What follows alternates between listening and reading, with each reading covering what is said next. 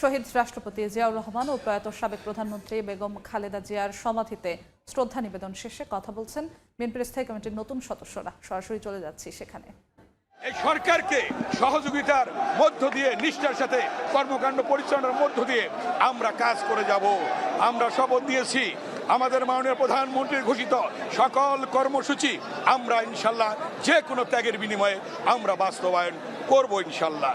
তাই আমি সর্বশেষ যে কথাটি বলবো, জনগণের আস্থা অর্জনে এই সরকার কাজ করছে, মাননীয় প্রধানমন্ত্রী কাজ করছে। আজকে দল, সরকার, জনগণের মধ্যে যে আস্থা এসেছে সেই আস্থাকে আমরা সম্পূর্ণ দায়িত্বর সাথে আমরা সেটাকে এগিয়ে নিয়ে যাব।